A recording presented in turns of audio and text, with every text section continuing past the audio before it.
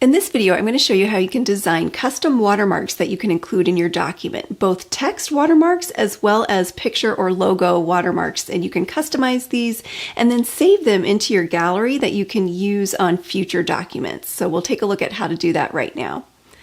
All right, let's say we have a Word document and this is a draft document. So we want to put a draft watermark across the document. All we have to do is come up to our Design tab in Microsoft Word. And then over here under the page background area, you're going to see the watermark icon. Click on that and it'll be a drop down that you can select from. And there is a gallery here where you can choose some pre-made templates for your watermark. So you might have a confidential watermark that you want to put. You can scroll down and see that there are several different options that you can choose from. I'm going to go ahead and click on a custom watermark, and it will open up a new window that we can customize our watermark from here. So in this document, I'm going to do a text watermark. So I'm just going to select text, and then I can choose from one of the text options from the drop down here, the same options that were in that gallery that we looked at. So there's some pre-made ones that we can select. So if I want to do draft, I could just select that. But let's say I have a draft version 2 and I want it to say that. So I can actually type here. I can type draft and then I can say v.2 and that's draft version 2, and then that will show up as my watermark. And if I were to click OK here, we will see that Word has inserted draft v2 for version 2 of our document. The neat thing about your watermarks, though, is that you can customize them. So let's say I want them to be a blue color. I can select a blue color here and click apply, and it will show you what that will look like. And so if I were to take off the semi-transparent option and click apply, that shows you the difference that it makes. So you can make adjustments here and customize your watermark to look exactly like you want it to. And then when you're ready, you can click OK and it will apply those changes.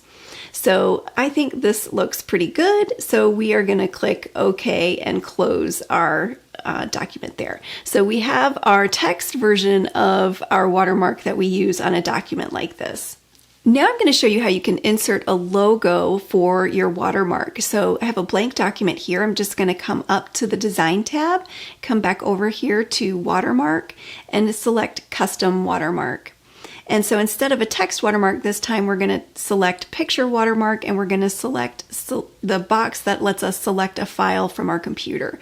So we're going to say from our computer here, and then we're going to come to our logo folder and select the logo file that we want to insert. Click Insert, and then come over here and click Apply. And then we'll close out of that window, and we can see that it has inserted our logo as a watermark in this document.